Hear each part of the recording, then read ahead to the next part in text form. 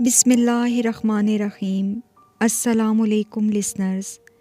یہ کہانی جب میں نے سنی تو میرے تو رونگٹے کھڑے ہو گئے، اور اس کہانی سے میں نے یہی نتیجہ نکالا کہ کسی پر بھی اتنی جلدی اعتبار نہیں کرنا چاہیے، کیونکہ بری شکتیاں ہمارے ارد گرد ہی موجود ہوتی ہیں اور ہمارے ہر عمل سے ہی اندازہ لگا کر ہمیں ٹریپ کرنے کی کوشش کر رہی ہوتی ہیں۔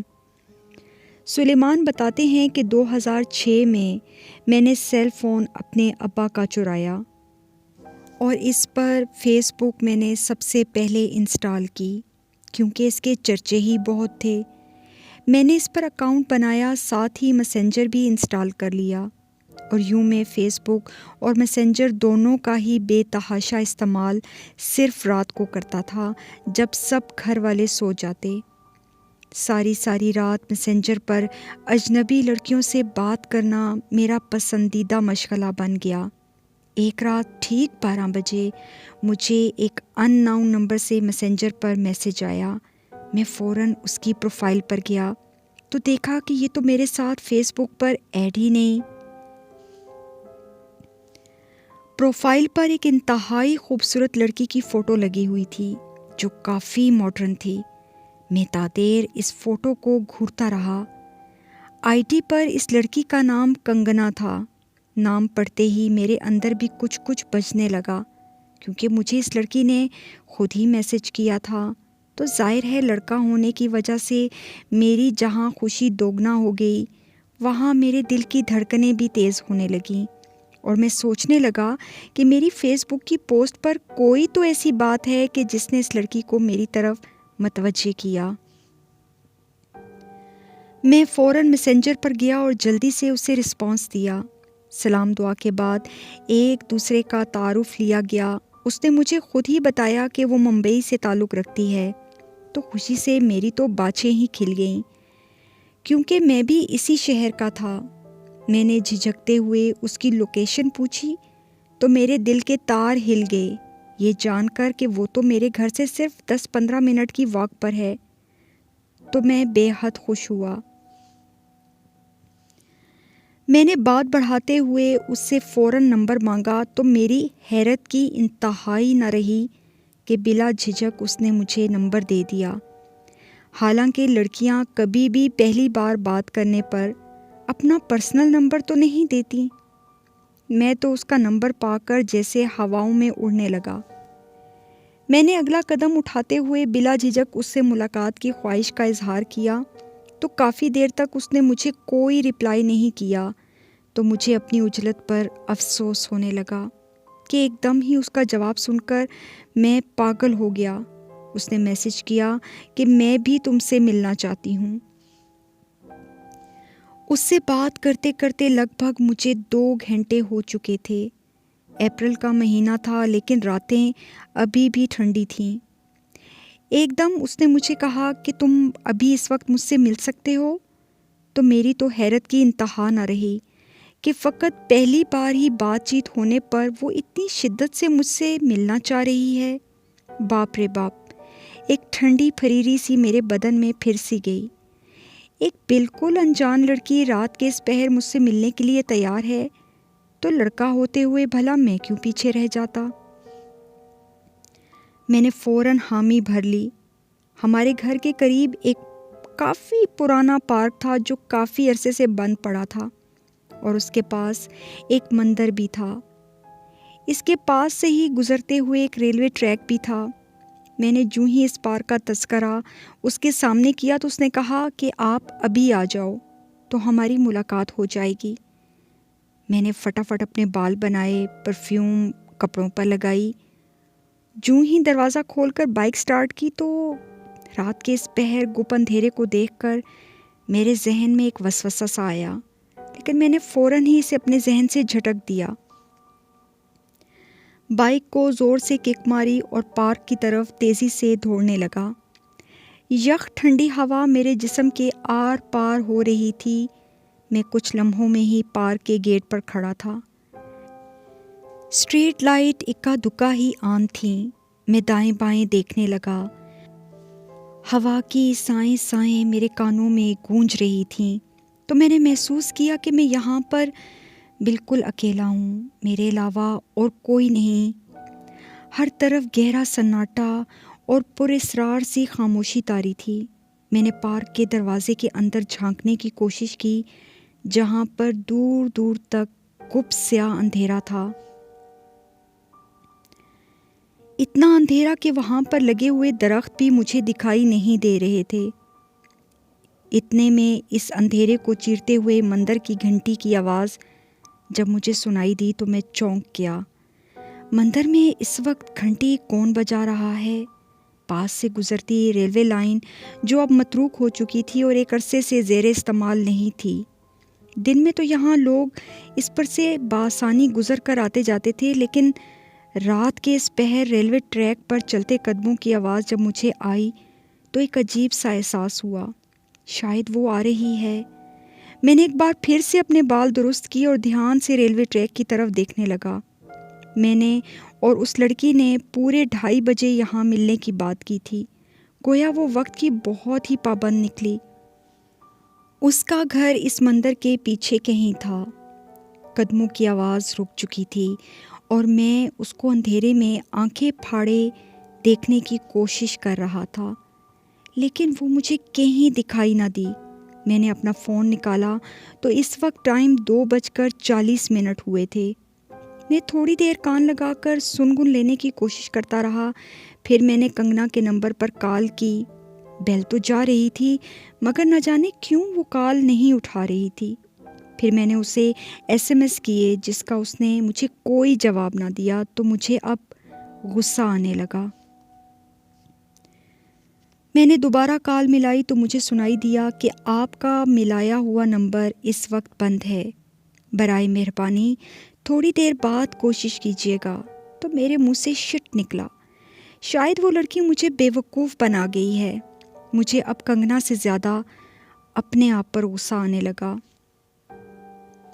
ایک تو رات کا پہر، اوپر سے اتنی سنسان جگہ جہاں پر دور دور تک ویرانی ہی ویرانی تھی۔ سوچ سوچ کر میری وحشت میں اضافہ ہونے لگا۔ میں اپنی بائک کی طرف مڑا ہی تھا کہ مڑتے ہی میری نظر اچانک پارک کے اندر کہیں دور سے آتی ہوئی روشنی پر ٹک سی گئی۔ میں نے دھیان سے دیکھا تو مجھے سمجھ آیا کہ پارک میں یہ روشنی ایک کیبن نما جگہ سے آ رہی ہے جو لکڑی کا بنا ہوا ہے، لیکن یہ روشنی بار بار تیزی سے جل بجھ رہی تھی۔ رات کے اس پہر اس ویران پارک میں یوں لائٹ کو جلتا بجھتا دیکھ کر سچی بات تو یہ ہے کہ پہلی بار مجھے ڈر سا لگنے لگا۔ میں نے وہاں سے بھاگنے میں ہی عافیت سمجھی۔ میں بائک پر بیٹھا ہی تھا کہ میرا موبائل بجنے لگا۔ میں نے فوراً موبائل نکالا تو کنگنا کے میسیجز تھے۔ میسیجز دیکھتے ہی میرا رنگ اڑ گیا، کیونکہ اس نے مجھے میری ہی تصویریں موبائل پر بھیجی تھیں، اور اس اندھیرے میں میری تصاویر بالکل صاف تھیں۔ تو یہ دیکھ کر ہی مجھے اپنا سانس گھٹتا ہوا محسوس ہوا کہ اتنے گھپ اندھیرے میں جہاں ہاتھ کو ہاتھ سجائی نہیں دے رہا، میری اتنی کلیئر تصاویر کیسے لی جا سکتی ہیں، جبکہ ارد گرد مجھے کوئی نظر بھی نہیں آ رہا، کہیں مجھے ٹریپ تو نہیں کیا جا رہا، گویا وہ مجھے دیکھ سکتی تھی۔ پھر اس نے مجھے میسج کیا کہ پارک میں جہاں پر یہ روشنی مجھے نظر آ رہی ہے میں وہاں موجود ہوں۔ میں نے فوراً سر اٹھا کر پھر اسی روشنی کی طرف دیکھا تو مجھے وہاں پر کنگنا بالکل بھی دکھائی نہ دی۔ اب تو میں ٹھیک ٹھاک خوفزدہ ہو گیا۔ میں نے فوراً بائک سٹارٹ کرنے کے لیے جوں ہی کک لگائی تو میرے موبائل پر کنگنا کی کال آنے لگی۔ میں نے فوراً موبائل اپنے کانوں سے لگایا۔ ایک انتہائی خوبصورت آواز میرے کانوں میں گونجی۔ وہ کنگنا کی آواز تھی جو اس وقت رو رہی تھی اور روتے ہوئے مجھ سے مدد مانگتے ہوئے کہنے لگی کہ مجھے اس ویران جگہ سے لے جاؤ، مجھے یہاں چھوڑ کر مت جانا، میں اس پارک کے اندر پھنس گئی ہوں، مجھے فوراً نکالو، میری مدد کرو، کیونکہ میرا اس دنیا میں کوئی نہیں جو مجھے یہاں سے آ کر نکالے گا۔ تو میرا دماغ الٹنے لگا۔ اس کی روتی ہوئی آواز مسلسل میرے کانوں میں گونج رہی تھی اور میرے دماغ میں سوالات کی بھرمار ہونے لگی کہ کہیں یہ لڑکی جو رات کے اس پہر مجھ سے ملنے آئی ہے، اس کے ساتھ کوئی سانحہ تو نہیں ہو گیا، तभी वो इस जगह फंस गई है। हो सकता है वो किसी मुसीबत में हो गई हो। मैं बाइक से उतरा, लेकिन इस पार्क के अंदर जाने की मुझ में हिम्मत नहीं हो रही थी और मैं अभी अपने बाइक के पास ही खड़ा था। और फिर मैंने मन ही मन में सोचा कि मुझे वापस अपने घर चले जाना चाहिए कि अचानक मुझे इंतहाई दिलखराश चीख सुनाई दी तो मेरे रोंगटे खड़े हो गए। मेरा दिल ज़ोर ज़ोर से धड़कने लगा कि वाकई ही कंगना किसी मुसीबत में है और मुझे उसकी मदद ज़रूर करनी चाहिए। मैंने हिम्मत करके पार्क के गेट को ज़रा सा धकेला तो वो पूरे का पूरा खुल गया। तो मैं थोड़ा सा अंदर दाखिल होकर कंगना को आवाज़ें देने लगा। कंगना, कहाँ हो तुम? मैं आ गया हूँ, डरो नहीं, तुम फ़ौरन इस तरफ आओ। सच तो ये है कि मैं उसे आवाज़ें तो दे रहा था, लेकिन साथ ही साथ घबरा भी रहा था क्योंकि पार्क के अंदर बहुत ज़्यादा अंधेरा था। मैंने मोबाइल की टॉर्च ऑन की और उस जगह पहुंचने की कोशिश करने लगा जहां से वो लाइट आ रही थी। लेकिन जब मैं वहां पर पहुंचा तो वहां लकड़ी नमा केबिन मुकम्मल तारीकी में डूबा हुआ था और वहां इतनी पुरअसरार खामोशी थी जैसे वहां तो कोई मौजूद ही ना हो। मैं आंखें फाड़ फाड़ कर दाएं बाएं देखने लगा क्योंकि कंगना ने मुझे कहा था कि वो इस जगह अंदर मौजूद है। मैंने इस लकड़ी के केबिन पर अपने मोबाइल की रोशनी दाएं बाएं डाल ही रहा था कि अचानक ही वहाँ पर फिर से रोशनी जलने लगी। तो मैं सहम कर एक कदम पीछे हटा और मेरा दिल तेज़ी से धड़कने लगा। मैंने दबी दबी आवाज़ में कंगना को फिर से आवाज़ दी, लेकिन फिर जो अचानक मैंने देखा वो दिल फटने के मुतरादिफ था कि अचानक वहाँ इस केबिन का दरवाज़ा चिरचिराती आवाज़ से खुला और फिर उसमें से एक सर निकला। जी हाँ, एक सर। मैंने मोबाइल की रोशनी ऊपर से नीचे डाली तो ये देखकर तो मेरे औसान ही खता हो गए कि सर के नीचे तो कोई धड़ ही नहीं था, ना हाथ ना पैर। ये मंजर देखकर मेरे तो छक्के ही छूट गए। मैं तो ऐसे मंजर अगर फिल्मों में देख लेता तो बर्दाश्त नहीं कर पाता था। हकीकत में इतना भयानक मंजर देखकर तो मेरे पैरों तले से ज़मीन ही निकल गई। मैं उल्टे कदमों पीछे हटा, लेकिन न जाने क्यों मैं वहाँ से भाग नहीं पा रहा था। ऐसा लगता था जैसे मैं हिप्नोटाइज हो गया हूँ। मेरी इस वक्त हालत क्या थी आप लोग सोच भी नहीं सकते। बग़ैर धड़ के सर को देखना, उफ मेरे अल्लाह, मुझे ऐसा लग रहा था कि मेरी टांगों में से जान निकल चुकी है और दिमाग साएं साएं कर रहा है। मुझे लग रहा था कि मैं बस अभी चकरा के नीचे गिरूंगा और फिर शायद दोबारा कभी भी उठ नहीं सकूंगा। मैं अपनी जगह पर बिल्कुल मुंजमद हो गया। मेरे हाथ पांव बिल्कुल बेजान हो गए। मुझे सांस भी रुक रुक कर आ रहा था कि अचानक वो सर दरवाजे में से निकलकर धीरे धीरे मेरी तरफ आने लगा।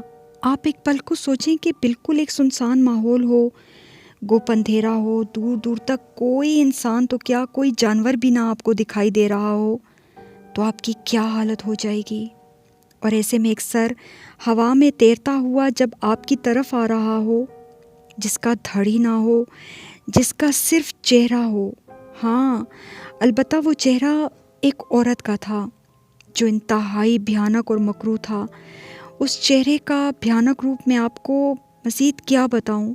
मेरे लिए तो मरने के लिए यही काफ़ी था कि एक सर बग़ैर धड़ के मेरी तरफ चला आ रहा है। और अगर इस चेहरे के खदोखाल में बयान करना भी चाहूँ तो मेरे पास तो भाई सीधी सी बात है, अल्फाज ही नहीं कि जिसमें मैं उसका खौफनाक रूप आपके सामने बयान कर सकूं। वो सर जूं जूं मेरे नज़दीक आ रहा था, मुझे बस लगने शुरू हो गया था कि मैं बस यहाँ पर फना हो जाऊँगा और शायद मेरे घर वालों को तो पता भी ना चले कि मैं यहाँ पर मर खप गया हूँ। मैं इतना नाउमीद हो चुका था कि मुझे अपना ज़िंदा बच जाने की उम्मीद 1% भी नहीं रही। इस बग़ैर धड़ वाले सर को देखकर तो मेरे होश ही उड़ गए थे। ऐसा लग रहा था कि ये हकीकत ना हो, कोई ख्वाब हो। काश कि ये डरावना ख्वाब होता, लेकिन बदकिस्मती से ये खुली आंखों से देखी जाने वाली इंतहाई डरावनी हकीकत थी जिसने मेरा पूरा बदन मफलूज कर डाला। इस सर का और मेरा फासला जब थोड़ा सा रह गया तो मैं एकदम जैसे होश में आ गया। मैंने अपनी तमाम ताकत जमा की और वहाँ से भागने की कोशिश करने लगा। میں پاگلوں کی طرح بھاگتا چلا گیا، مگر بھاگتے بھاگتے اوندے منہ گرا، مگر میں نے پیچھے مڑ کر نہیں دیکھا اور پھر تیزی سے بھاگنا شروع کر دیا۔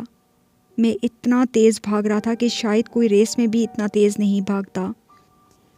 میں نہ جانے کس کس چیز سے ٹکرا رہا تھا، مگر میں رکا نہیں۔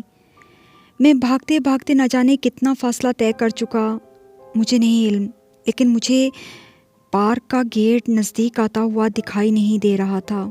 میں اب بھی اس سے کافی دور تھا۔ بھاگتے بھاگتے ہی اچانک میں نے پیچھے مڑ کر دیکھا کہ کہیں وہ سرکٹی بھیانک عورت میرے پیچھے تو نہیں آ رہی، لیکن مجھے کچھ نہ دکھائی دیا کیونکہ بہت زیادہ اندھیرا تھا۔ میں نے قدرے اطمینان کی سانس لیتے ہوئے بھاگتے ہوئے جب گردن آگے کی طرف کی تو میرے تو 14 طبق ہی روشن ہو گئے، کیونکہ پارک کے گیٹ کے سامنے وہی منحوس کیبن اور وہی کٹا ہوا بھیانک سر تھا، اور میں بھاگتے ہوئے انہی کی طرف جا رہا تھا۔ یہ سب دیکھ کر تو مجھے ایسا لگا کہ جیسے میرا دل میرے دماغ میں آ کر دھڑ دھڑ کر رہا ہو، میرے کان سائیں سائیں کرنے لگے۔ یہ آخر میرے ساتھ ہو کیا رہا ہے؟ میں نے اپنے دونوں ہاتھ اپنے سر پر رکھ لیے، مجھے ایسے لگ رہا تھا کہ میں بس پاگل ہو جاؤں گا۔ نہ جانے کس منحوس گھڑی میں نے اس کنگنا نامی لڑکی جو کہ ایک بدرو تھی اس کے چنگل میں پھنس گیا اور یہاں چلا آیا جہاں دن کو بھی کوئی نہیں آتا۔ میرے خدا، میں کیسے اس مکروہ اور مکار بدرو کے جال میں پھنس گیا؟ اچھا بھلا میں جانے لگا تھا، لیکن مجھے اس شیطانی روح نے ایک خوبصورت لڑکی کی آواز سنا کر میرے دل کو اپنی طرف موڑ ڈالا، اور میں اس اٹریکشن میں اب موت کو دعوت دے بیٹھا تھا۔ زندگی کس کو پیاری نہیں ہوتی؟ میں آخری دم تک خود کو بچانے کے لیے دائیں بائیں دیکھنے لگا کہ مجھے کوئی اور راستہ نظر آئے تو میں وہاں سے بھاگ نکلوں، لیکن مجھے دور دور تک کوئی راستہ نظر نہیں آ رہا تھا، اور اب تو مجھے پارک کا گیٹ بھی دکھائی نہیں دے رہا تھا۔ ایسا لگتا تھا جیسے میں کسی بند گلی میں آ کر پھنس گیا ہوں۔ میں اب شدت سے رونے لگا۔ یہاں پر رکنے کا کوئی فائدہ مجھے دکھائی نہ دیا، اور میں اندازے سے پھر سے بھاگنے لگا، لیکن میں جتنا بھاگتا راستہ بھی شیطان کی آنت کی طرح لمبا ہوتا جاتا۔ میں بری طرح سے ہانپنے لگا کیونکہ راستہ تو ختم ہونے کا نام ہی نہیں لے رہا تھا۔ ایک پل کو تو مجھے ایسا لگا کہ بس میرا آخری ٹائم آ چکا ہے۔ میں بالکل مایوس ہو گیا۔ اسی لمحے میں نے اللہ سے مدد مانگی، اے اللہ میری مدد کر۔ بہتے آنسوؤں اور کپکپاتے ہونٹوں سے میں آنکھیں بند کر کے اللہ سے فریاد کرنے لگا، اے پروردگار، زندگی اور موت تیرے اختیار میں ہے۔ تو جسے چاہے اسے زندگی دیتا ہے اور جسے چاہے موت دیتا ہے۔ اے مشکل کشا، میں بہت مشکل میں گرفتار ہوں، تیرے سوا مجھے اس مشکل سے کوئی نہیں نکال سکتا۔ اے اللہ، میں اپنا معاملہ تیرے حوالے کرتا ہوں۔ اگر میری ایسی ہی لکھی ہے تو میرے تمام گناہ معاف کرنا، بے شک تو رحمان ہے، رحیم ہے۔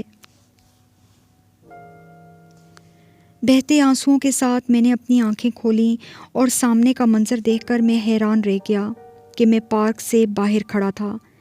میں نے فوراً اللہ کا شکر ادا کرتے ہوئے اپنی موٹر سائیکل کی طرف بھاگا، اور جتنی سپیڈ سے گھر جا سکتا تھا میں بائک دوڑاتا چلا گیا، اور بالآخر میں اپنے گھر پہنچ گیا۔